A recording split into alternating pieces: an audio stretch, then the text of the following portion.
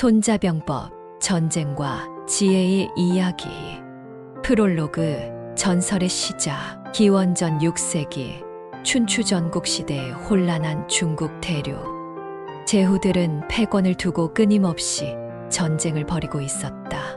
이 시대에 한 남자가 있었으니 그의 이름은 손무수무, 후세의 손자라 불리게 될 전략의 대가였다. 오나라의 왕 함녀는 강대한 초나라와의 전쟁을 앞두고 고민에 빠져 있었다. 그때 신하 오자서가 한 명의 병법가를 추천했다. 전하, 제 나라 출신의 손무라는 자가 있습니다. 그는 전쟁의 본질을 꿰뚫어보는 계안을 가졌다고 합니다. 왕은 반신반의하며 손무를 불러들였다. 손무는 왕 앞에서 담담히 말했다. 전하, 전쟁은 국가의 대사입니다.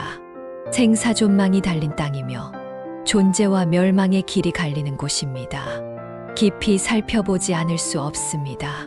제 한 장 지피지기면 백전불태. 첫 번째 가르침. 손무의 첫 번째 가르침은 지피지기 질비질지였다. 대왕이시여, 적을 알고 나를 알면 100번 싸워도 위태롭지 않습니다. 적을 모르고 나만 알면 한 번 이기고 한 번 집니다. 적도 모르고 나도 모르면 싸울 때마다 반드시 위험합니다. 왕은 고개를 끄덕였지만 여전히 의구심을 품고 있었다. 손무는 이를 눈치채고 실제 예를 들어 설명했다. 전하께서 초나라와 전쟁을 준비하고 계시지만 초나라의 진정한 강점과 약점을 아십니까? 그들의 군사는 용맹하지만 지구전에 약합니다. 그들의 왕은 의심이 많아 신하들 사이에 불화가 있습니다. 반면 우리 오나라는 수군이 뛰어나고 지형을 잘 활용할 수 있습니다. 왕의 눈이 빛났다. 그렇다면 어떻게 싸워야 하는가? 싸우지 않고 이기는 것이 최선입니다. 적의 마음을 얻고 적의 계략을 깨뜨리고 적의 동맹을 끊어놓으면 칼을 뽑지 않고도 승리할 수 있습니다. 제두장 병귀신소, 속도의 마법.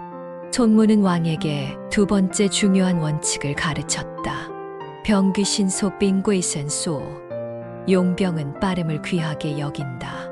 전하, 전쟁에서 가장 중요한 것은 속도입니다. 적이 준비하기 전에 치고 적이 예상하지 못한 곳을 공격하고 적이 생각지도 못한 길로 진군해야 합니다. 이를 증명하기 위해 손무는 왕에게 한 가지 실험을 제안했다. 궁녀들로 군대를 만들어 훈련시키겠다는 것이었다. 왕은 웃으며 허락했다. 궁녀들로 군대를 만든다고 재미있는 구경거리가 되겠군. 손무는 180명의 궁녀를 두 부대로 나누고 왕이 가장 사랑하는 두 명의 후궁을 각각 대장으로 임명했다. 그는 명령을 내렸다. 오른손을 들라. 궁녀들은 웃고 떠들며 제멋대로 행동했다. 손무는 차분히 말했다. 명령이 명확하지 않고 가르침이 충분하지 않으면 장군의 잘못입니다. 다시 한번 명령을 내렸지만 궁녀들은 여전히 따르지 않았다. 이번에는 왕이 사랑하는 두 후궁이 앞장서서 웃으며 말을 듣지 않았다. 손무는 단호하게 말했다. 명령이 이미 명확하고 가르침이 충분했는데도 따르지 않으면 부하의 잘못입니다. 그는 즉시 두 후궁을 처형하라고 명령했다. 왕이 깜짝 놀라 말렸다. 과인의 사랑하는 후궁들이요, 그들을 죽이지 마시오. 하지만 손무는 냉정하게 대답했다. 신이 이미 장군의 임무를 받았으니 장군으로서 군중에 있을 때는 임금의 명령이라도 받들지 않는 것이 있습니다. 두 후궁이 처형되자 궁녀들의 분위기가 완전히 달라졌다. 이제 손무가 어떤 명령을 내려도 완벽하게 따랐다. 제3장 병법의 5 요소. 도, 천, 지, 장, 법. 손무는 전쟁을 계획할 때 반드시 고려해야 할 5가지 요소를 설명했다. 도다, 민심의 힘. 첫째는 도입니다. 백성들이 임금과 마음을 같이하여 함께 죽고 함께 살 수 있도록 하는 것입니다. 손문은 과거 은나라의 몰락을 예로 들었다. 주왕은 포악하고 방탕하여 백성들의 마음을 잃었습니다. 반면 주나라의 문왕과 무왕은 덕으로 백성을 다스려 민심을 얻었습니다. 그래서 작은 주나라가 큰 은나라를 이길 수 있었던 것입니다. 천thiên, 때를 아는 지혜. 둘째는 천입니다. 음양, 한서, 시령을 말합니다. 손문은 계절의 변화와 날씨의 중요성을 강조했다. 여름에는 더위를 피하고 겨울에는 추위를 견뎌야 합니다. 비가 오는 날에는 공격을 피하고 바람이 부는 날에는 화공을 써야 합니다. 지디, 지형의 활용. 셋째는 지입니다. 원근, 허미, 광엽, 사생을 말합니다. 손문은 지형의 중요성을 설명했다. 높은 곳에서 낮은 곳을 공격하고 험한 곳을 등지고 평지를 향해 싸우며 물의 상류에서 하류를 공격해야 합니다. 장장, 지도자의 자질. 넷째는 장입니다. 지, 신, 인, 용, 엄을 말합니다. 손문은 훌륭한 장군의 5가지 자질을 설명했다. 지혜로워야 하고 신뢰할 수 있어야 하며 어지러야 하고 용감해야 하며 엄격해야 합니다. 법파, 조직과 규율. 5째는 법입니다. 곡도, 관도, 주용을 말합니다. 손문은 군대의 조직과 규율의 중요성을 강조했다.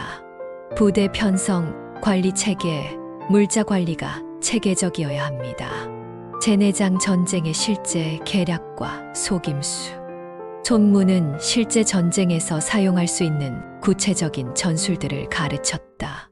허실의 예술. 적이 실한 곳을 피하고 허한 곳을 치십시오. 적이 예상하지 못한 곳에 나타나고 적이 준비하지 못한 곳을 공격하십시오. 손문은 과거의 전쟁 사례를 들어 설명했다. 월나라의 구천이 오나라의 부차를 이긴 것도 이런 전략 때문입니다. 구천은 부차가 방심하고 있을 때 기습 공격을 감행했습니다. 형세의 활용. 물이 형세에 따라 흐르듯이 병사도 적의 형세에 따라 승리를 얻습니다. 물에 일정한 모양이 없듯이 병법에도 일정한 형세가 없습니다. 손문은 이를 생생한 비유로 설명했다. 바위가 높은 산에서 굴러 떨어질 때의 세력과 같습니다. 작은 돌이라도 천길 낭떠러지에서 떨어지면 큰 파괴력을 가집니다. 제5장 실전의 지혜, 구체적 전술들. 화공의 활용. 손문은 화공호공의 중요성을 강조했다. 불로 적을 공격하는 것은 매우 효과적입니다. 하지만 때와 장소를 가려서 써야 합니다. 그는 화공의 5가지 방법을 설명했다. 사람을 태우고, 적의 물자를 태우고, 장비를 태우고, 창고를 태우고, 길을 태우는 것입니다. 간첩의 활용. 적을 알려면 간첩을 써야 합니다. 간첩에는 5가지가 있습니다. 손문은 간첩의 종류를 설명했다. 현지 간첩은 적국의 백성을 쓰는 것이고, 내가는 적의 관리를 쓰는 것이며, 반가는 적의 간첩을 역이용하는 것이고, 사가는 거짓 정보를 전달하는 것이며, 생가는 돌아와서 보고하는 것입니다. 성공의 법칙. 손문은 성공하는 장군의 특징을 말했다. 승리하는 장군은 싸우기 전에 이미 승산을 가지고 있고, 패배하는 장군은 싸운 후에 승리를 구합니다. 제6장 오나라의 대승, 이론의 실전 적용. 드디어 오나라와 초나라의 전쟁이 시작되었다. 손문은 자신의 병법을 실전에 적용할 기회를 얻었다. 초나라 군대는 수적으로 오나라보다 우세했지만 손문은 이를 역이용했다. 그는 초나라 군대를 여러 갈래로 나누어 공격하게 만들었다. 적이 많으면 나누어 공격하게 하고, 적이 적으면 도주할 수 있도록 하며, 적이 강하면 방어할 수 있도록 하십시오. 손무는 초나라의 주력 부대가 한 곳에 집중되어 있을 때 다른 곳에서 기습 공격을 감행했다. 동시에 초나라 왕의 의심을 부추겨 장군들 사이에 불화를 조성했다. 결국 초나라 군대는 혼란에 빠졌고 오나라는 연전연승을 거두었다. 초나라의 수도 영도까지 함락시키는 대승을 거두었다. 제7장 승리 후의 지혜, 완전한 승리. 그러나 손무의 진정한 지혜는 승리 후에 드러났다. 많은 장군들이 초나라를 완전히 멸망시키자고 주장했지만 손무는 반대했다. 전하, 완전한 승리는 적을 굴복시키듯 싸우지 않는 것입니다. 초나라를 멸망시키면 다른 나라들이 우리를 두려워하여 연합할 것입니다. 손무는 초나라의 적당한 조건을 제시하여 항복을 받아들였다. 이로써 오나라는 적은 손실로 큰 승리를 얻었다. 제8장 지장의 품격, 리더십의 본질. 왕은 손무에게 물었다. 그대는 도대체 어떤 사람인가? 전쟁에서 이기는 것은 물론이고 승리 후에도 그토록 냉정할 수 있는 비결은 무엇인가? 손무는 미소를 지으며 답했다. 전하, 훌륭한 장군은 5가지 위험을 피해야 합니다. 그는 장군이 빠지기 쉬운 함정들을 설명했다. 죽기만 하려고 하면 죽을 수 있고 살기만 하려고 하면 사로잡힐 수 있으며 성급하면 모욕을 당할 수 있고 너무 깨끗하면 욕을 먹을 수 있으며 백성을 사랑하면 번거로움을 당할 수 있습니다. 그렇다면 어떻게 해야 하는가? 중용을 지켜야 합니다.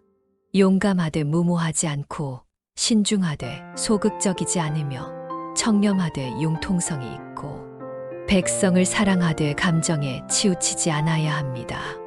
제9장 병법의 확산, 제자들의 등장. 손무의 명성이 높아지자 많은 제자들이 그를 찾아왔다. 그 중에서도 특히 뛰어난 제자가 있었으니 손무의 후손인 손빈이었다. 손빈은 할아버지의 병법을 더욱 발전시켰다. 그는 위나라의 방연과 함께 공부했는데 방연이 질투심에 손빈의 발 뒤꿈치를 자르는 사건이 일어났다. 하지만 손빈은 이 시련을 오히려 기회로 만들었다. 제나라로 가서 전기의 문화에 들어가 자신의 재능을 발휘했다. 마릉 대전의 승리. 손빈은 자신의 병법을 실전에 적용했다. 위나라 군대가 조나라의 한단을 포위했을 때 손빈은 위나라를 구하려면 조나라를 구하라는 전략을 제시했다. 적이 공격하고 있는 곳을 구하지 말고 적의 본거지를 공격하십시오. 그러면 적은 스스로 물러날 것입니다. 제나라 군대는 위나라의 대량을 공격했고 위나라 군대는 한단 포위를 풀고 본국으로 돌아갔다. 이때 손빈은 마릉에서 매복 공격을 준비했다. 손빈은 방연의 성격을 정확히 파악하고 있었다. 방연은 성급하고 자만심이 강합니다. 우리가 약한 척하면 반드시 추격해올 것입니다. 과연 방연은 함정에 빠졌고 마릉 대전에서 크게 패배했다.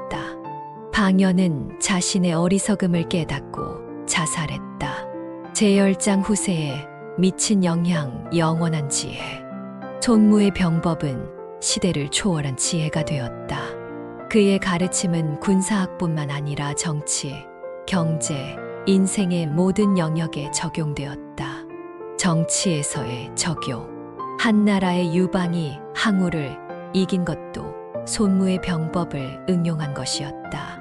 유방은 적을 알고 나를 알면 백전불태라는 원칙에 따라 항우의 성격과 약점을 정확히 파악했다.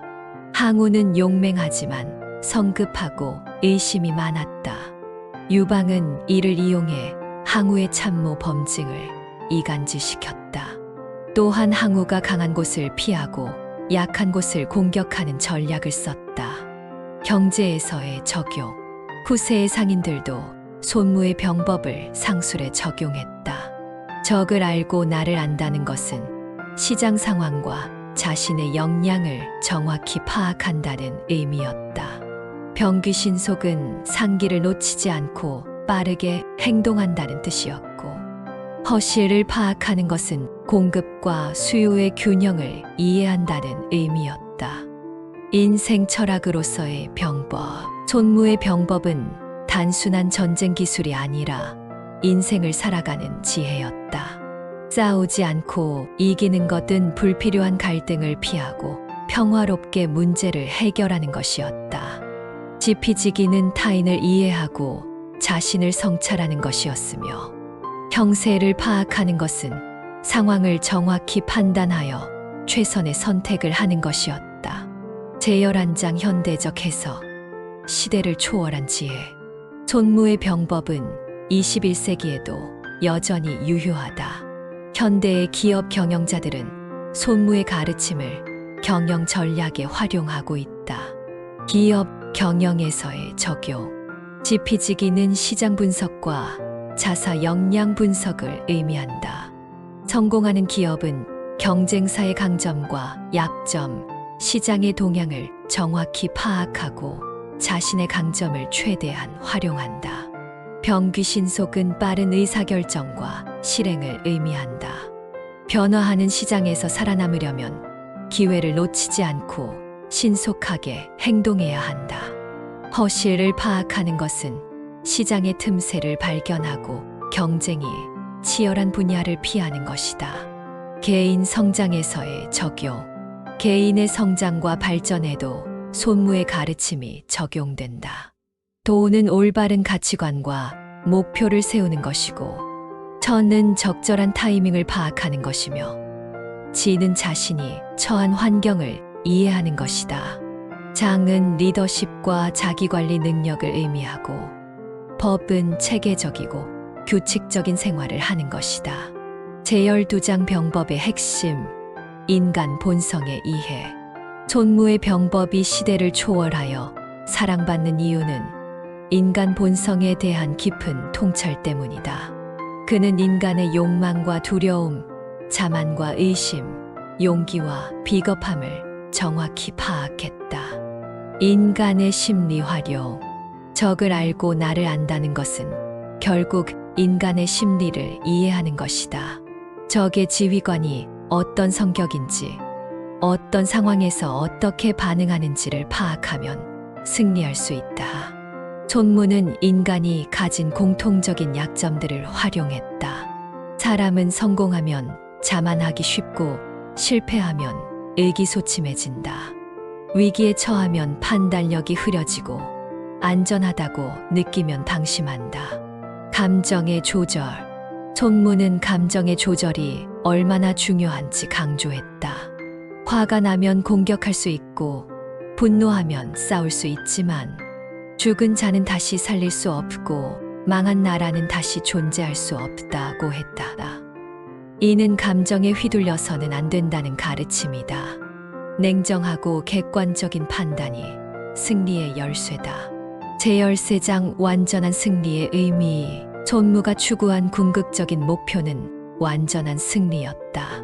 이는 단순히 적을 물리치는 것이 아니라 최소한의 손실로 최대한의 효과를 얻는 것이었다. 전승의 도. 백전백승이 선의 선이 아니다. 싸우지 않고 적병을 굴복시키는 것이 선의 선이다. 이 말은 폭력이 아닌 지혜로 문제를 해결하는 것이 최선이라는 뜻이다. 무력 충돌은 마지막 수단이어야 하며, 가능하면 평화적인 방법을 찾아야 한다. 지속 가능한 승리. 손무는 일시적인 승리가 아닌 지속 가능한 승리를 추구했다. 적을 완전히 제거하는 것이 아니라 적절한 선에서 멈추는 지혜를 보여주었다. 이는 현대 사회에서도 중요한 가르침이다. 경쟁에서 이기는 것도 중요하지만 상대방과 공존할 수 있는 방법을 찾는 것이 더욱 중요하다. 에필로그. 영원한 스승. 손무는 단순한 군사 전략가가 아니었다.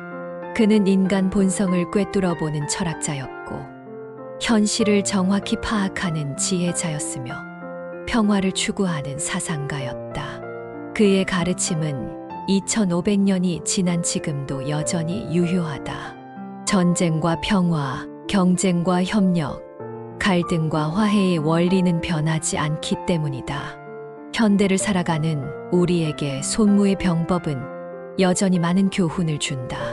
복잡하고 경쟁이 치열한 사회에서 살아남기 위해서는 지혜와 전략이 필요하다. 하지만 무엇보다 중요한 것은 손무가 추구했던 궁극적인 목표다. 그것은 최소한의 갈등으로 최대한의 조화를 이루는 것, 싸우지 않고도 이길 수 있는 지혜를 터득하는 것이다. 손무의 마지막 말이 오늘도 우리 귀에 울린다. 진정한 승리자는 적을 만들지 않는 자이고, 진정한 강자는 싸우지 않고도 이기는 자이다. 이것이 천하의 대도이며 성인의 가르침이다. 그의 지혜는 영원히 우리와 함께할 것이다. 손자병법은 단순한 병서가 아니라 인생을 살아가는 지혜서이며 평화로운 세상을 만들어가는 지침서인 것이다. 제14장 병법의 깊은 의미, 철학으로서의 손자병법. 세월이 흘러 손무는 노년에 접어들었다. 그는 제자들과 함께 자신의 병법을 정리하기 시작했다. 13편의 병법서가 완성되어 가는 과정에서 손무는 자신의 가르침이 단순한 전술이 아님을 깨달았다. 제자들아, 병법의 근본은 도에 있다. 도란 무엇인가? 그것은 인간이 추구해야 할 올바른 길이다. 제자 중 한 명이 물었다. 스승님, 그렇다면 전쟁과 도덕은 어떻게 양립할 수 있습니까? 손무는 깊은 생각에 잠겼다가 대답했다. 전쟁은 부득이한 경우에만 해야 하는 것이다. 그리고 전쟁을 할 때도 인의를 잃어서는 안 된다. 항복하는 적을 죽이지 않고 백성을 해치지 않으며 문화재를 파괴하지 않는 것이 도이다. 무의의 승리. 가장 좋은 승리는 무의의 승리다. 적이 스스로 굴복하도록 만드는 것이다. 손무는 이를 실생활의 예로 설명했다. 부모가 자식을 교육할 때 매를 들기보다는 사랑과 모범으로 감화시키는 것이 최선이다. 임금이 백성을 다스릴 때도 형벌보다는 덕으로 감화시키는 것이 상책이다. 그렇다면 병법이 필요 없지 않습니까? 아니다. 병법을 아는 것과 병법을 쓰는 것은 다르다. 병법을 알아야 병법을 쓰지 않을 수 있다. 강함을 보여주어야 평화를 지킬 수 있다. 제15장 현실주의와 이상주의의 조화. 손무의 병법은 현실주의와 이상주의가 절묘하게 조화된 사상이었다. 그는 현실의 냉혹함을 인정하면서도 이상향을 포기하지 않았다. 현실 인식의 중요성. 세상에는 선한 사람도 있고 악한 사람도 있다. 모든 사람이 선할 것이라고 기대해서는 안 된다. 하지만 모든 사람이 악할 것이라고 가정해서도 안 된다. 손무는 인간 본성에 대한 균형 잡힌 시각을 보여주었다. 사람은 선악을 동시에 가지고 있다. 상황에 따라 선하게도 악하게도 행동할 수 있다. 그러므로 항상 준비하되 항상 의심하지는 말아야 한다. 상황의 유동성. 물에 일정한 형태가 없듯이 병법에도 일정한 형태가 없다. 적의 변화에 따라 변화해야 하고 상황의 변화에 따라 대응해야 한다. 이는 경직된 사고를 경계하는 가르침이었다. 오늘의 적이 내일의 친구가 될 수 있고 오늘의 친구가 내일의 적이 될 수도 있다. 영원한 적도 없고 영원한 친구도 없다. 제16장 리더십의 진수. 장군의 자질. 손무는 리더십에 대해 깊이 있는 통찰을 보여주었다. 그가 말한 장군의 5가지 자질은 모든 시대의 리더에게 적용되는 보편적 원칙이었다. 지질, 지혜로운 판단. 지혜롭다는 것은 많이 아는 것이 아니라 올바르게 판단하는 것이다. 손무는 한 가지 일화를 들려주었다. 과거 진나라에 한 장군이 있었는데 그는 병법을 달달 외우고 있었지만 실전에서는 형편없었다. 반면 다른 장군은 병법을 많이 모르면서도 상황에 맞게 적절히 대응하여 승리했다. 지식과 지혜는 다르다. 지식은 과거의 것이지만 지혜는 현재와 미래를 위한 것이다. 신신, 신뢰의 구축.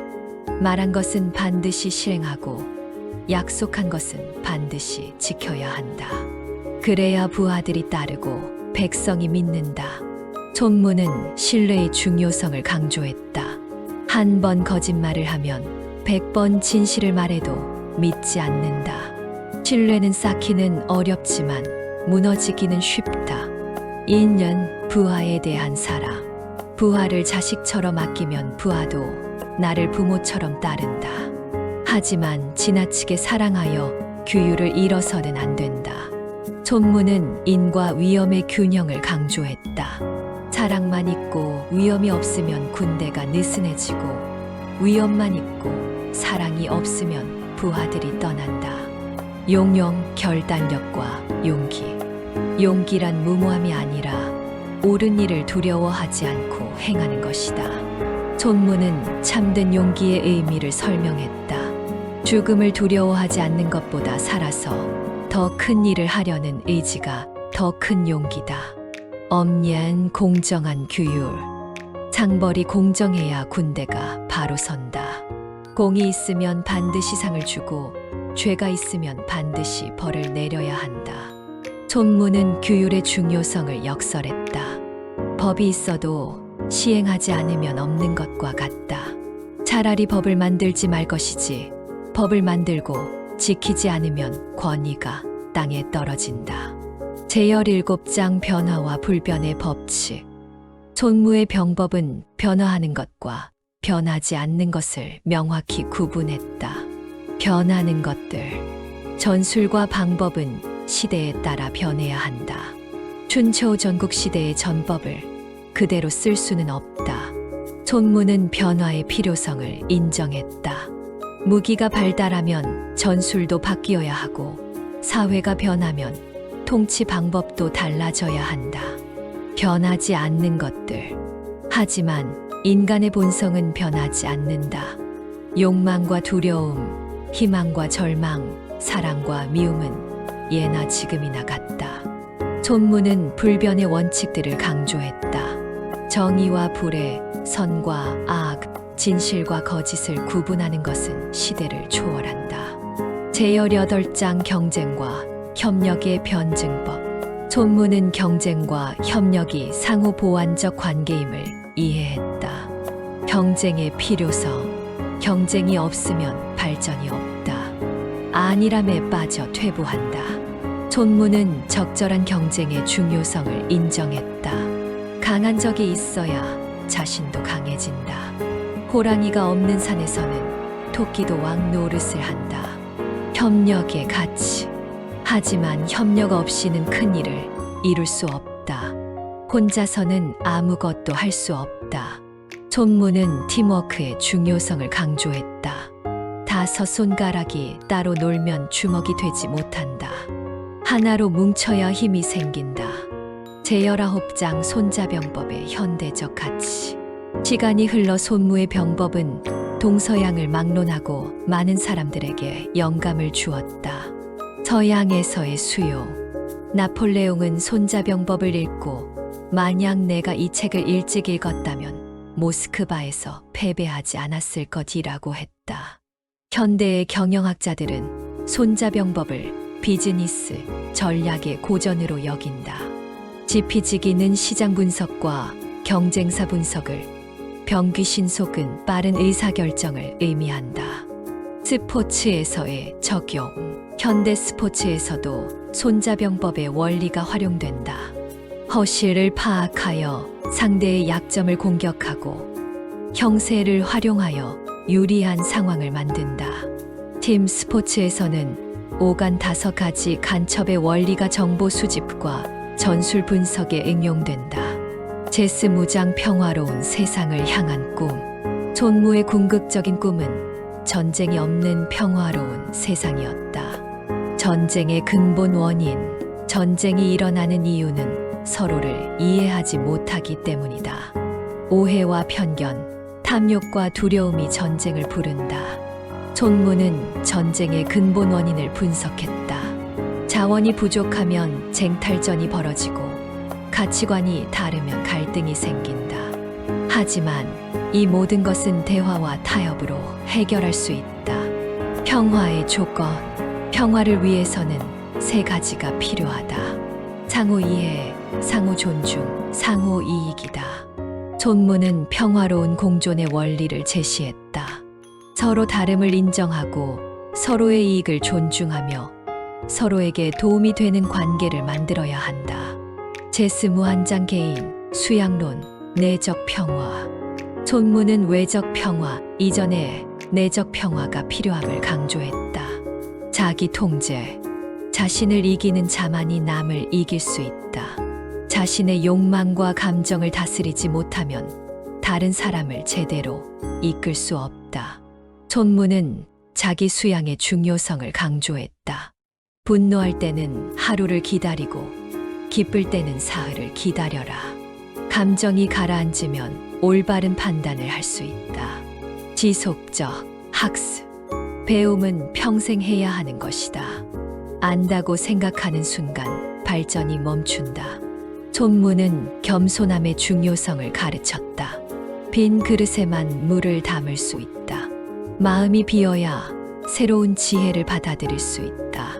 제스무두장 유산과 계승, 영원한 가르침. 손무가 세상을 떠난 후 그의 가르침은 제자들을 통해 전해졌다. 손자병법 13편은 중국 고전의 정수가 되었고 전 세계로 퍼져나갔다. 후세에 미친 영향. 손자병법은 단순한 병서를 넘어 철학서, 경영서, 처세술서로 읽혔다. 전쟁뿐만 아니라 정치, 외교, 경제, 교육, 스포츠 등 모든 분야에서 그 원리가 응용되었다. 현대적 해석의 필요성. 손무의 가르침을 맹목적으로 따를 것이 아니라 현대적으로 해석해야 한다. 현대의 학자들은 손자병법을 평화학의 관점에서 재해석하고 있다. 군사적 승리보다는 갈등, 해결과 평화 구축에 초점을 맞춘다. 결말 진정한 승리자. 손무의 마지막 말은 이러했다. 나는 많은 전쟁에서 승리했지만 가장 큰 승리는 전쟁을 피한 것들이었다. 싸우지 않고 해결한 갈등들, 대화로 푼 문제들, 지혜로 막은 분쟁들이 진정한 승리였다. 그는 제자들에게 당부했다. 병법을 배우는 이유는 전쟁을 잘하기 위함이 아니라 전쟁을 하지 않기 위함이다. 강해지는 이유는 남을 해치기 위함이 아니라 평화를 지키기 위함이다. 영원한 메시지. 손무의 메시지는 시대를 초월한다. 21세기를 살아가는 우리에게도 여전히 유효하다. 개인적 차원에서는 자기 성찰과 자기 개발의 지침이 되고 대인관계에서는 소통과 협력의 원리가 된다. 사회적 차원에서는 갈등, 해결과 평화 구축의 방법론이 된다. 손자병법의 핵심은 결국 지혜다. 상황을 정확히 파악하고 최선의 선택을 하며 최소한의 비용으로 최대한의 효과를 얻는 지혜. 그리고 무엇보다 평화롭게 공존하는 지혜. 이것이 바로 손무가 후세에 남긴 가장 큰 유산이다. 후기 손자병법이 주는 현대적 교훈. 손자병법을 소설로 재구성하면서 느낀 것은 이 고전이 단순한 전쟁 매뉴얼이 아니라는 점이다. 그것은 인간 본성에 대한 깊은 통찰과 삶의 지혜가 담긴 철학서다. 현대 사회는 전쟁 대신 경쟁이라는 이름으로 비슷한 상황들이 펼쳐진다. 기업 간 경쟁, 개인 간 경쟁, 국가 간 경쟁. 이런 상황에서 손무의 가르침은 여전히 유효하다. 지피지기면 백전불태. 상대방과 자신을 정확히 아는 것. 병귀신속. 기회를 놓치지 않고 빠르게 행동하는 것. 싸우지 않고 이기는 것. 갈등을 피하고 협력으로 해결하는 것. 이 모든 것이 현대인에게 필요한 삶의 지혜다. 무엇보다 중요한 것은 손무가 추구했던 궁극적 가치다. 그것은 승리 그 자체가 아니라 평화였다. 강함을 추구한 것도 평화를 지키기 위해서였고, 전쟁을 연구한 것도 전쟁을 피하기 위해서였다. 이것이 바로 손자병법이 2500년 동안 사랑받아 온 이유이며 앞으로도 계속 읽힐 이유다. 최고의 선은 싸우지 않고 이기는 것이다. 이것이 바로 손무가 우리에게 남긴 가장 소중한 가르침이다.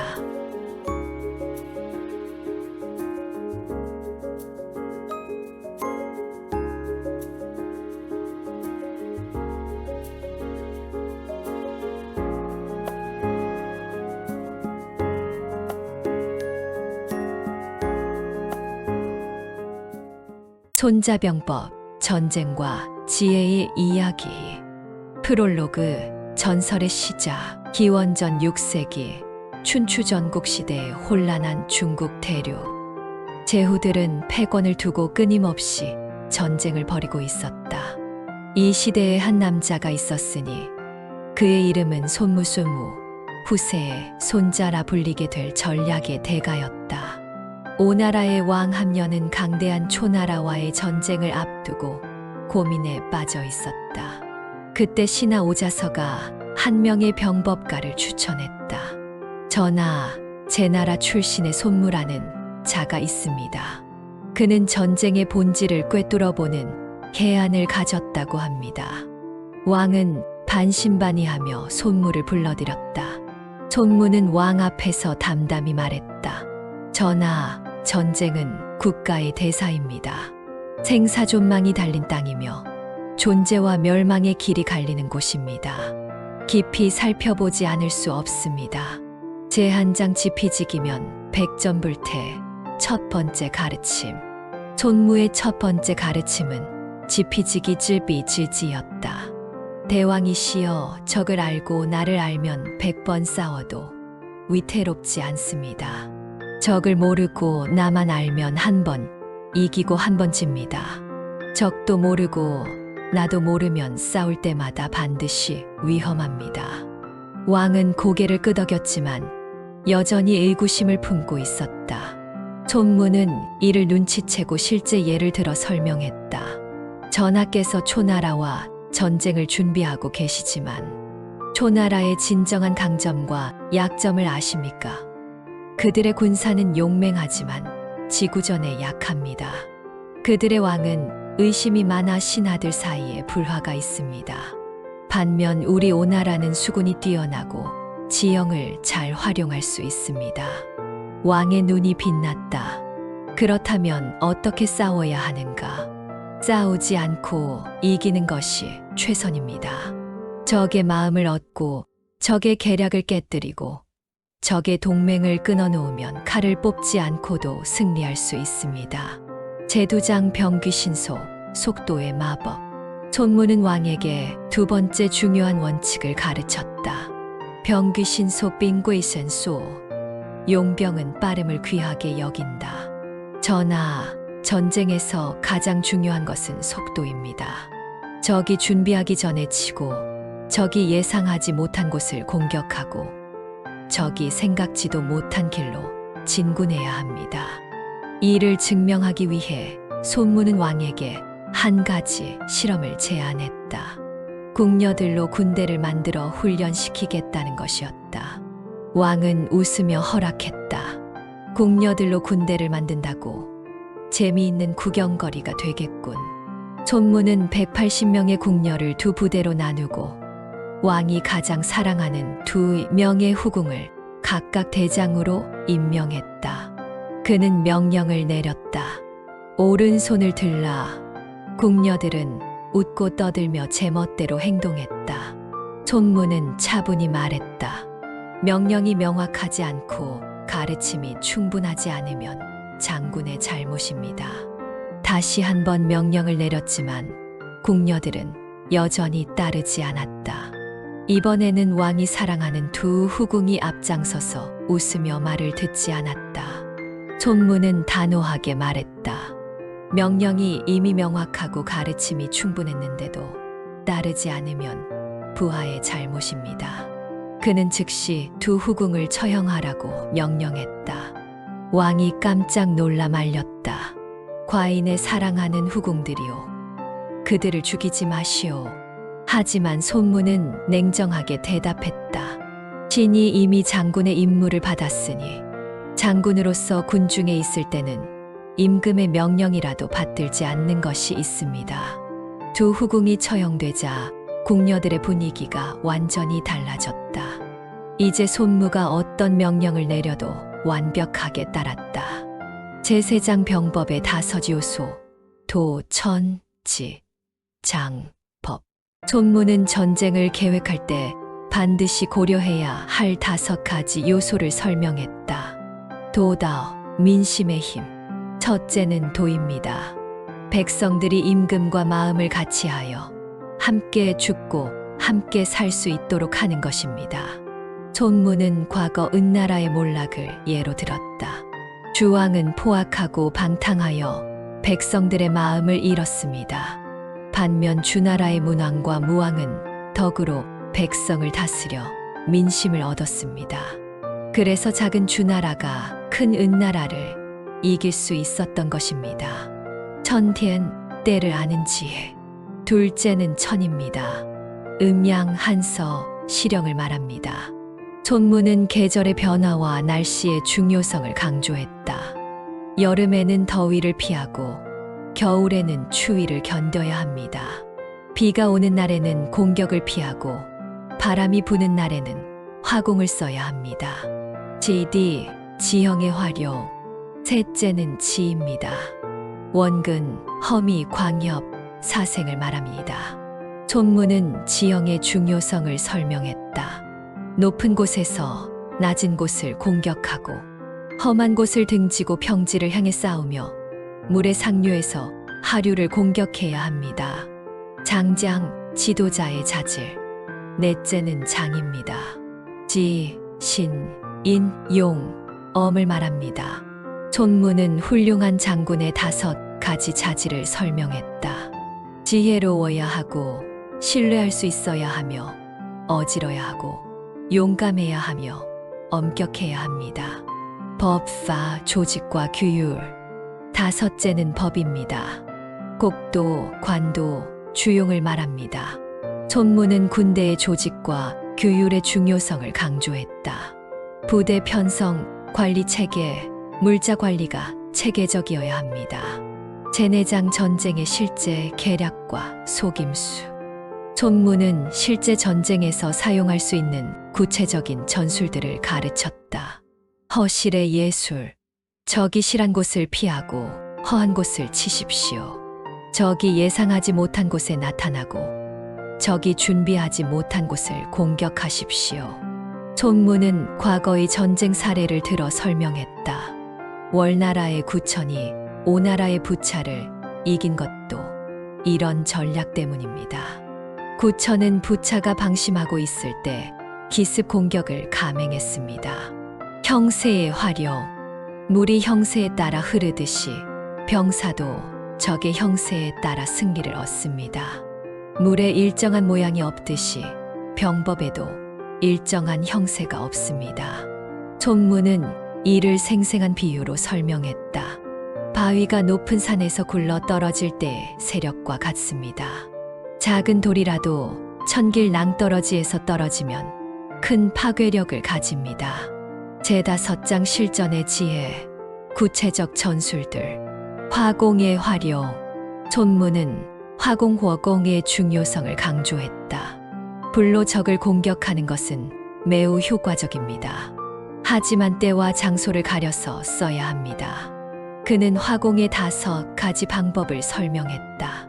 사람을 태우고, 적의 물자를 태우고, 장비를 태우고, 창고를 태우고, 길을 태우는 것입니다. 간첩의 활용. 적을 알려면 간첩을 써야 합니다. 간첩에는 5가지가 있습니다. 손무는 간첩의 종류를 설명했다. 현지 간첩은 적국의 백성을 쓰는 것이고, 내가는 적의 관리를 쓰는 것이며, 반가는 적의 간첩을 역이용하는 것이고, 사가는 거짓 정보를 전달하는 것이며 생가는 돌아와서 보고하는 것입니다. 성공의 법칙. 손무는 성공하는 장군의 특징을 말했다. 승리하는 장군은 싸우기 전에 이미 승산을 가지고 있고 패배하는 장군은 싸운 후에 승리를 구합니다. 제6장 오나라의 대승, 이론의 실전 적용. 드디어 오나라와 초나라의 전쟁이 시작되었다. 손무는 자신의 병법을 실전에 적용할 기회를 얻었다. 초나라 군대는 수적으로 오나라보다 우세했지만 손무는 이를 역이용했다. 그는 초나라 군대를 여러 갈래로 나누어 공격하게 만들었다. 적이 많으면 나누어 공격하게 하고 적이 적으면 도주할 수 있도록 하며 적이 강하면 방어할 수 있도록 하십시오. 손무는 초나라의 주력 부대가 한 곳에 집중되어 있을 때 다른 곳에서 기습 공격을 감행했다. 동시에 초나라 왕의 의심을 부추겨 장군들 사이에 불화를 조성했다. 결국 초나라 군대는 혼란에 빠졌고 오나라는 연전연승을 거두었다. 초나라의 수도 영도까지 함락시키는 대승을 거두었다. 제7장 승리 후의 지혜, 완전한 승리. 그러나 손무의 진정한 지혜는 승리 후에 드러났다. 많은 장군들이 초나라를 완전히 멸망시키자고 주장했지만 손무는 반대했다. 전하, 완전한 승리는 적을 굴복시키듯 싸우지 않는 것입니다. 초나라를 멸망시키면 다른 나라들이 우리를 두려워하여 연합할 것입니다. 손무는 초나라의 적당한 조건을 제시하여 항복을 받아들였다. 이로써 오나라는 적은 손실로 큰 승리를 얻었다. 제8장 지장의 품격, 리더십의 본질. 왕은 손무에게 물었다. 그대는 도대체 어떤 사람인가? 전쟁에서 이기는 것은 물론이고 승리 후에도 그토록 냉정할 수 있는 비결은 무엇인가? 손무는 미소를 지으며 답했다. 전하, 훌륭한 장군은 5가지 위험을 피해야 합니다. 그는 장군이 빠지기 쉬운 함정들을 설명했다. 죽기만 하려고 하면 죽을 수 있고 살기만 하려고 하면 사로잡힐 수 있으며 성급하면 모욕을 당할 수 있고 너무 깨끗하면 욕을 먹을 수 있으며 백성을 사랑하면 번거로움을 당할 수 있습니다. 그렇다면 어떻게 해야 하는가? 중용을 지켜야 합니다. 용감하되 무모하지 않고 신중하되 소극적이지 않으며 청렴하되 융통성이 있고 백성을 사랑하되 감정에 치우치지 않아야 합니다. 제9장 병법의 확산, 제자들의 등장. 손무의 명성이 높아지자 많은 제자들이 그를 찾아왔다. 그 중에서도 특히 뛰어난 제자가 있었으니 손무의 후손인 손빈이었다. 손빈은 할아버지의 병법을 더욱 발전시켰다. 그는 위나라의 방연과 함께 공부했는데 방연이 질투심에 손빈의 발 뒤꿈치를 자르는 사건이 일어났다. 하지만 손빈은 이 시련을 오히려 기회로 만들었다. 제나라로 가서 전기의 문화에 들어가 자신의 재능을 발휘했다. 마릉 대전의 승리. 손빈은 자신의 병법을 실전에 적용했다. 위나라 군대가 조나라의 한단을 포위했을 때 손빈은 위나라를 구하려면 조나라를 구하라는 전략을 제시했다. 적이 공격하고 있는 곳을 구하지 말고 적의 본거지를 공격하십시오. 그러면 적은 스스로 물러날 것입니다. 제나라 군대는 위나라의 대량을 공격했고 위나라 군대는 한단 포위를 풀고 본국으로 돌아갔다. 이때 손빈은 마릉에서 매복 공격을 준비했다. 손빈은 방연의 성격을 정확히 파악하고 있었다. 방연은 성급하고 자만심이 강합니다. 우리가 약한 척하면 반드시 추격해올 것입니다. 과연 방연은 함정에 빠졌고 마릉 대전에서 크게 패배했다. 방연은 자신의 어리석음을 깨닫고 자살했다. 제10장 후세에 미친 영향, 영원한 지혜. 손무의 병법은 시대를 초월한 지혜가 되었다. 그의 가르침은 군사학뿐만 아니라 정치, 경제, 인생의 모든 영역에 적용되었다. 정치에서의 적용. 한 나라의 유방이 항우를 이긴 것도 손무의 병법을 응용한 것이었다. 유방은 적을 알고 나를 알면 백전불태라는 원칙에 따라 항우의 성격과 약점을 정확히 파악했다. 항우는 용맹하지만 성급하고 의심이 많았다. 유방은 이를 이용해 항우의 참모 범증을 이간질시켰다. 또한 항우가 강한 곳을 피하고 약한 곳을 공격하는 전략을 썼다. 경제에서의 적용. 후세의 상인들도 손무의 병법을 상술에 적용했다. 적을 알고 나를 안다는 것은 시장 상황과 자신의 역량을 정확히 파악한다는 의미였다. 병귀신속은 상기를 놓치지 않고 빠르게 행동한다는 뜻이었고, 허실을 파악하는 것은 공급과 수요의 균형을 이해한다는 의미였다. 인생 철학으로서의 병법. 손무의 병법은 단순한 전쟁 기술이 아니라 인생을 살아가는 지혜였다. 싸우지 않고 이기는 것은 불필요한 갈등을 피하고 평화롭게 문제를 해결하는 것이었다. 지피지기는 타인을 이해하고 자신을 성찰하는 것이었으며, 형세를 파악하는 것은 상황을 정확히 판단하여 최선의 선택을 하는 것이었다. 제열한장 현대적 해석. 시대를 초월한 지혜. 손무의 병법은 21세기에도 여전히 유효하다.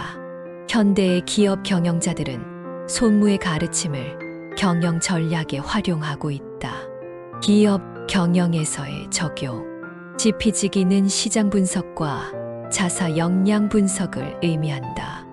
성공하는 기업은 경쟁사의 강점과 약점, 시장의 동향을 정확히 파악하고 자신의 강점을 최대한 활용한다. 병귀신속은 빠른 의사결정과 실행을 의미한다.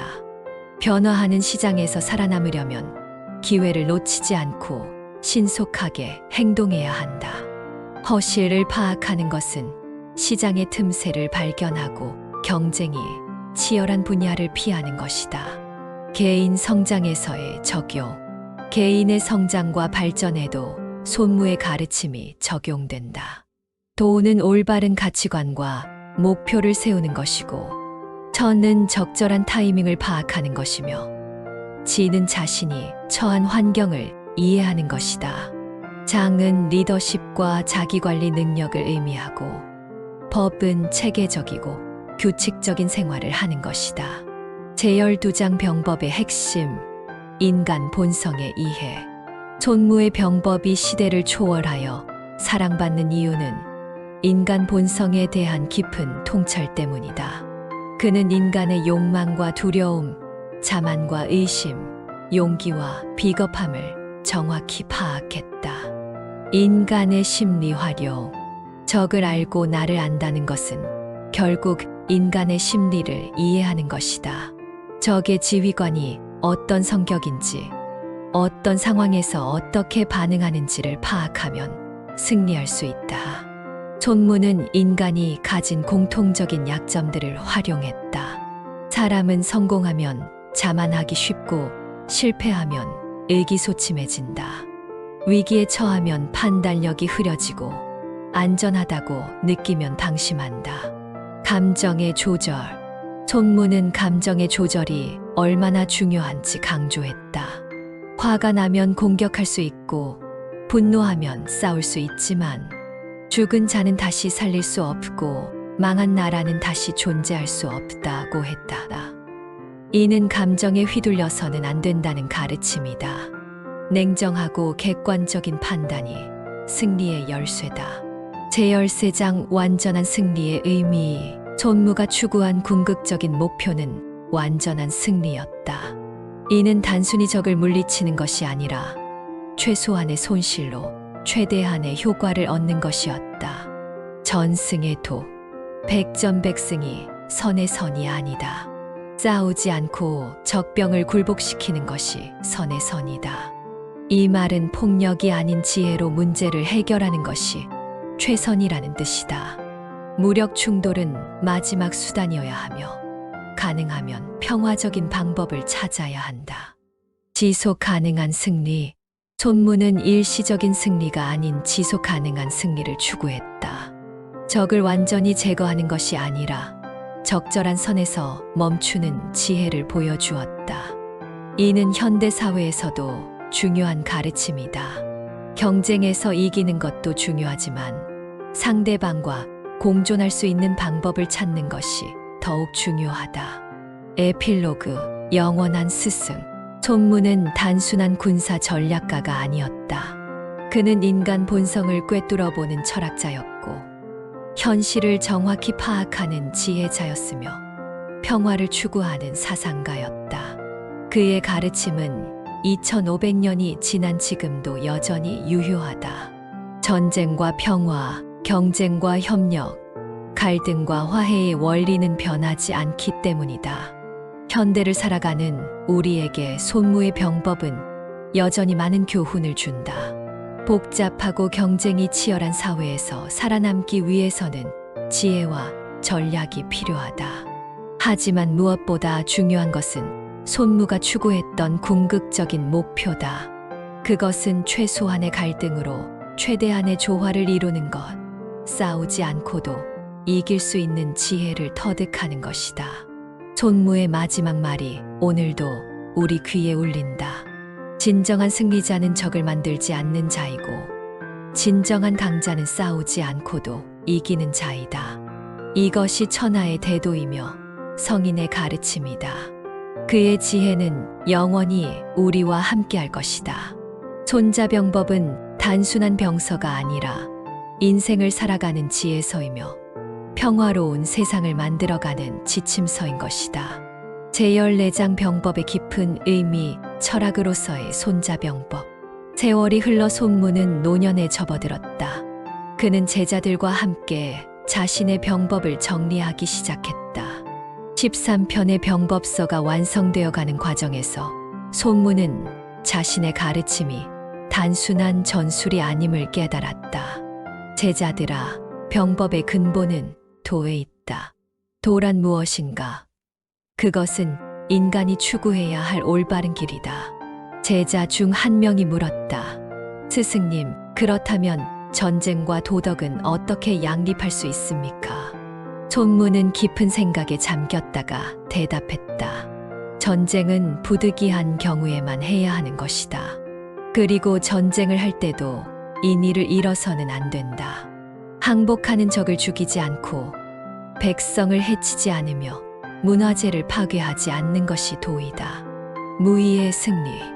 가장 좋은 승리는 무의의 승리다. 적이 스스로 굴복하도록 만드는 것이다. 손무는 이를 실생활의 예로 설명했다. 부모가 자식을 교육할 때 매를 들기보다는 사랑과 모범으로 감화시키는 것이 최선이다. 임금이 백성을 다스릴 때도 형벌보다는 덕으로 감화시키는 것이 상책이다. 그렇다면 병법이 필요 없지 않습니까?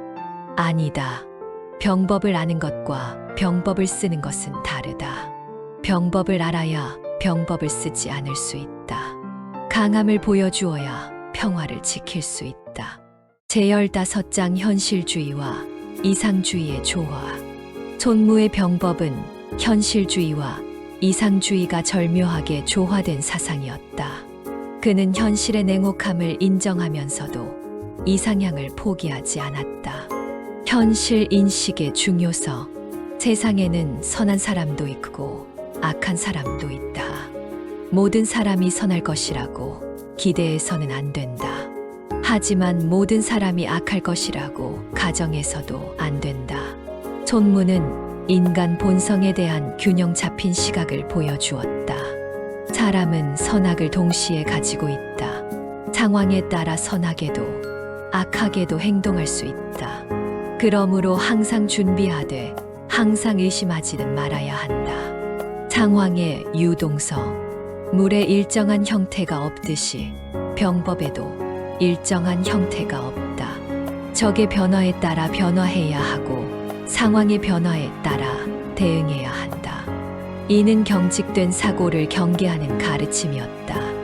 오늘의 적이 내일의 친구가 될 수 있고 오늘의 친구가 내일의 적이 될 수도 있다. 영원한 적도 없고 영원한 친구도 없다. 제16장 리더십의 진수, 장군의 자질. 손무는 리더십에 대해 깊이 있는 통찰을 보여주었다. 그가 말한 장군의 5가지 자질은 모든 시대의 리더에게 적용되는 보편적 원칙이었다. 지질, 지혜로운 판단. 지혜롭다는 것은 많이 아는 것이 아니라 올바르게 판단하는 것이다. 손무는 한 가지 일화를 들려주었다. 과거 진나라에 한 장군이 있었는데 그는 병법을 달달 외우고 있었지만 실전에서는 형편없었다. 반면 다른 장군은 병법을 많이 모르면서도 상황에 맞게 적절히 대응하여 승리했다. 지식과 지혜는 다르다. 지식은 과거의 것이지만 지혜는 현재와 미래를 위한 것이다. 신신, 신뢰의 구축. 말한 것은 반드시 실행하고 약속한 것은 반드시 지켜야 한다. 그래야 부하들이 따르고 백성이 믿는다. 손무는 신뢰의 중요성을 강조했다. 한 번 거짓말을 하면 100번 진실을 말해도 믿지 않는다. 신뢰는 쌓기는 어렵지만 무너지기는 쉽다. 인연, 부하에 대한 사랑. 부하를 자식처럼 아끼면 부하도 나를 부모처럼 따른다. 하지만 지나치게 사랑하여 규율을 잃어서는 안 된다. 손무는 인과 위험의 균형을 강조했다. 사랑만 있고 위험이 없으면 군대가 느슨해지고 위험만 있고 사랑이 없으면 부하들이 떠난다. 용용, 결단력과 용기. 용기란 무모함이 아니라 옳은 일을 두려워하지 않고 행하는 것이다. 손무는 참된 용기의 의미를 설명했다. 죽음을 두려워하지 않는 것보다 살아서 더 큰 일을 하려는 의지가 더 큰 용기다. 엄연, 공정한 규율. 상벌이 공정해야 군대가 바로 선다. 공이 있으면 반드시 상을 주고 죄가 있으면 반드시 벌을 내려야 한다. 손무는 규율의 중요성을 역설했다. 법이 있어도 시행하지 않으면 없는 것과 같다. 차라리 법을 만들지 말 것이지 법을 만들고 지키지 않으면 권위가 땅에 떨어진다. 제17장 변화와 불변의 법칙. 손무의 병법은 변화하는 것과 변하지 않는 것을 명확히 구분했다. 변하는 것들. 전술과 방법은 시대에 따라 변해야 한다. 춘초 전국 시대의 전법을 그대로 쓸 수는 없다. 손무는 변화의 필요성을 인정했다. 무기가 발달하면 전술도 바뀌어야 하고 사회가 변하면 통치 방법도 달라져야 한다. 변하지 않는 것들. 하지만 인간의 본성은 변하지 않는다. 욕망과 두려움, 희망과 절망, 사랑과 미움은 예나 지금이나 같다. 손무는 불변의 원칙들을 강조했다. 정의와 불의, 선과 악, 진실과 거짓을 구분하는 것은 시대를 초월한다. 제18장 경쟁과 협력의 변증법. 손무는 경쟁과 협력이 상호 보완적 관계임을 이해했다. 경쟁의 필요성. 경쟁이 없으면 발전이 없다. 안일함에 빠져 퇴보한다. 손무는 적절한 경쟁의 중요성을 인정했다. 강한 적이 있어야 자신도 강해진다. 호랑이가 없는 산에서는 토끼도 왕 노릇을 한다. 협력의 가치. 하지만 협력 없이는 큰 일을 이룰 수 없다. 혼자서는 아무것도 할 수 없다. 손무는 팀워크의 중요성을 강조했다. 5손가락이 따로 놀면 주먹이 되지 못한다. 하나로 뭉쳐야 힘이 생긴다. 제19장 손자병법의 현대적 가치. 시간이 흘러 손무의 병법은 동서양을 막론하고 많은 사람들에게 영감을 주었다. 서양에서의 수요. 나폴레옹은 손자병법을 읽고 만약 내가 이 책을 일찍 읽었다면 모스크바에서 패배하지 않았을 것이라고 했다. 현대의 경영학자들은 손자병법을 비즈니스 전략의 고전으로 여긴다. 지피지기는 시장 분석과 경쟁사 분석을, 병귀신속은 빠른 의사결정을 의미한다. 스포츠에서의 적용. 현대 스포츠에서도 손자병법의 원리가 활용된다. 허실을 파악하여 상대의 약점을 공격하고 형세를 활용하여 유리한 상황을 만든다. 팀 스포츠에서는 오간 5가지 간첩의 원리가 정보 수집과 전술 분석에 응용된다. 제스 무장 평화로운 세상을 향한 꿈. 손무의 궁극적인 꿈은 전쟁이 없는 평화로운 세상이었다. 전쟁의 근본 원인. 전쟁이 일어나는 이유는 서로를 이해하지 못하기 때문이다. 오해와 편견, 탐욕과 두려움이 전쟁을 부른다. 손무는 전쟁의 근본 원인을 분석했다. 자원이 부족하면 쟁탈전이 벌어지고 가치관이 다르면 갈등이 생긴다. 하지만 이 모든 것은 대화와 타협으로 해결할 수 있다. 평화의 조건. 평화를 위해서는 3가지가 필요하다. 상호 이해, 상호 존중, 상호 이익이다. 손무는 평화로운 공존의 원리를 제시했다. 서로 다름을 인정하고 서로의 이익을 존중하며 서로에게 도움이 되는 관계를 만들어야 한다. 제스 무한장 개인, 수양론, 내적 평화. 손무는 외적 평화 이전에 내적 평화가 필요함을 강조했다. 자기 통제. 자신을 이기는 자만이 남을 이길 수 있다. 자신의 욕망과 감정을 다스리지 못하면 다른 사람을 제대로 이끌 수 없다. 손무는 자기 수양의 중요성을 강조했다. 분노할 때는 하루를 기다리고 기쁠 때는 사흘을 기다려라. 감정이 가라앉으면 올바른 판단을 할 수 있다. 지속적 학습. 배움은 평생 해야 하는 것이다. 안다고 생각하는 순간 발전이 멈춘다. 손무는 겸손함의 중요성을 가르쳤다. 빈 그릇에만 물을 담을 수 있다. 마음이 비어야 새로운 지혜를 받아들일 수 있다. 제스무두장 유산과 계승, 영원한 가르침. 손무가 세상을 떠난 후 그의 가르침은 제자들을 통해 전해졌다. 손자병법 13편은 중국 고전의 정수가 되었고 전 세계로 퍼져나갔다. 후세에 미친 영향. 손자병법은 단순한 병서를 넘어 철학서, 경영서, 처세술서로 익혔다. 전쟁뿐만 아니라 정치, 외교, 경제, 교육, 스포츠 등 모든 분야에서 그 원리가 응용되었다. 현대적 해석의 필요성. 손무의 가르침을 맹목적으로 따를 것이 아니라 현대적으로 해석해야 한다. 현대의 학자들은 손자병법을 평화학의 관점에서 재해석하고 있다. 군사적 승리보다는 갈등, 해결과 평화 구축에 초점을 맞춘다. 결말 진정한 승리자. 손무의 마지막 말은 이러했다. 나는 많은 전쟁에서 승리했지만 가장 큰 승리는 전쟁을 피한 것들이었다. 싸우지 않고 해결한 갈등들, 대화로 푼 문제들, 지혜로 막은 분쟁들이 진정한 승리였다. 그는 제자들에게 당부했다. 병법을 배우는 이유는 전쟁을 잘하기 위함이 아니라 전쟁을 하지 않기 위함이다. 강해지는 이유는 남을 해치기 위함이 아니라 평화를 지키기 위함이다. 영원한 메시지. 손무의 메시지는 시대를 초월한다. 21세기를 살아가는 우리에게도 여전히 유효하다. 개인적 차원에서는 자기 성찰과 자기 개발의 지침이 되고, 대인관계에서는 소통과 협력의 원리가 된다. 사회적 차원에서는 갈등, 해결과 평화 구축의 방법론이 된다.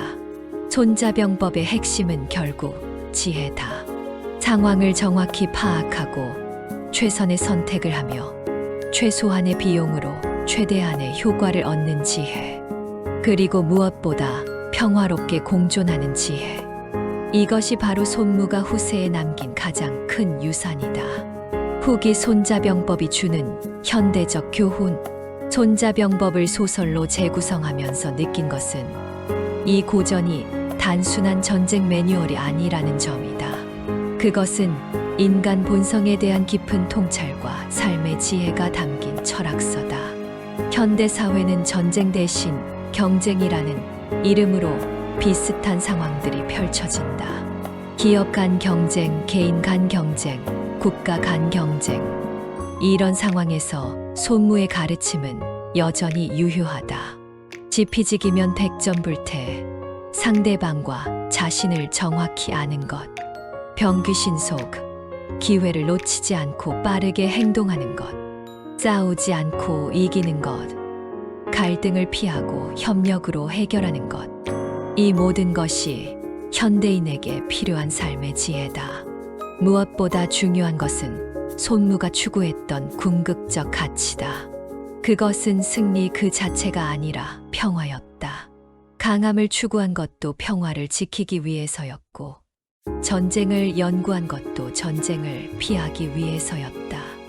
이것이 바로 손자병법이 2500년 동안 사랑받아 온 이유이며 앞으로도 계속 읽힐 이유다. 최고의 선은 싸우지 않고 이기는 것이다. 이것이 바로 손무가 우리에게 남긴 가장 소중한 가르침이다.